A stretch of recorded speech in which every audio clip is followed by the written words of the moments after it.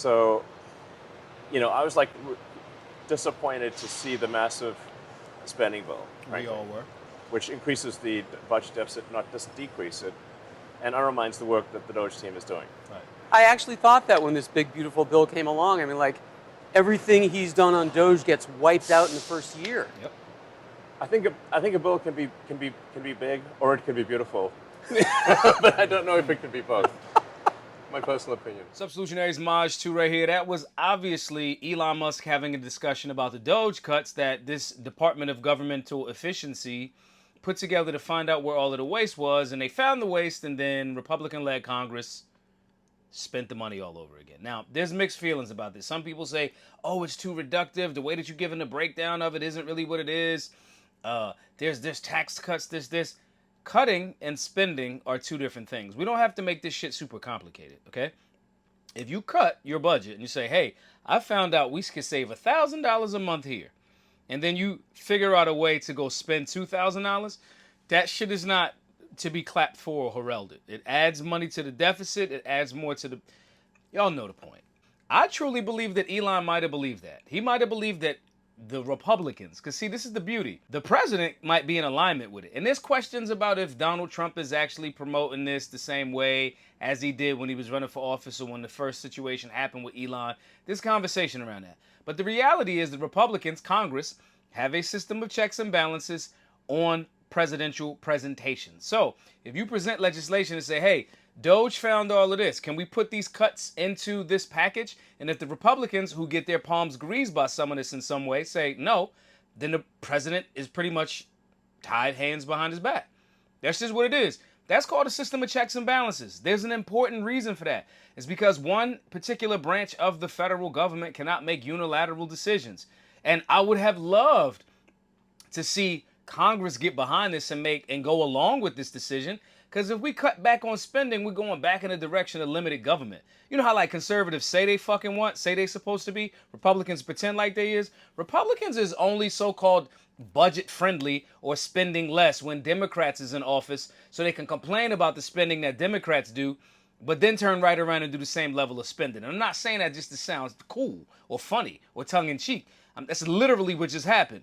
Everybody bellyached, all of these rhinos and Republicans and fake conservatives bellyached about the fact that Biden is spending so much money, so much money, so much money. They talked all of this Doge, Department of Government Efficiency shit. You had the tandem from two big 800-pound gorillas in a room, Trump tied up with, Elon, put together this thing, and then Congress Republicans said absolutely not. Not only did they say absolutely not, but they're now at this point spending at more than the Biden administration was. That's not me making this up. Go do your Grok, your Google, whatever you want to use. That is what's happening. And looking at Elon Musk's face in the situation, obviously he kept it very professional, but he said it. I'm disappointed. You know what I mean? I think a bill could be beautiful or it can be big. Pause. My point is, this is not a big, beautiful bill. There's more omnibuses. There's more spending. It's just too much. What happened to single issue bills? What happened to cutting the deficit? What happened to cutting spending? All of those ideologies are in the same place as the Epstein client list. They're in the Netherlands. And it just is what it is. This speaks to two things for us. One, this is exactly why you need to be involved in civics. Most people don't even know this process. They don't know, again, like I said, the system of checks and balances. They don't know it. This is why we have a civics class. The civics class, $20. Curriculum comes directly to your email.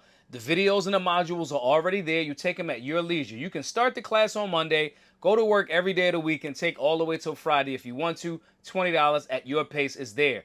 People need to be aware of the process of civics, because then their expectations would change of the people that they hire to be public servants on a local or send to DC level. So that's one. And two, this speaks to if the richest man in the world, allegedly, right? He's wealthy.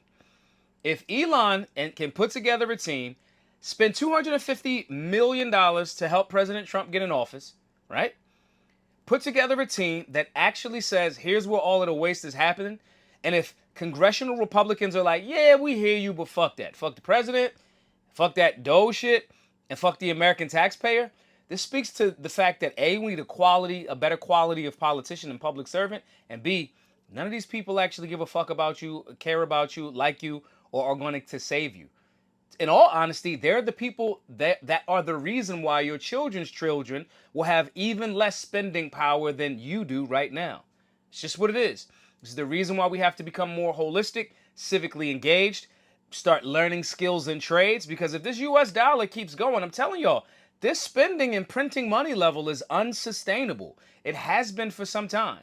So we have to make sure that we're hedging ourselves against that by making sure we have skills, trades, a network of people, understand civics, try to push back on some of this as much as possible, but it's a holistic approach. Hit the link below. Join the Solutionary 9. We have a civics class. We got firearms basics. We got understanding imminent threat. People in this private group having conversations about developing and sharing information on different skills and trades. You need to develop your network. Do not wait till it's too late. Get involved in a group. Start building yourself, your skills, and your ability to strengthen self now.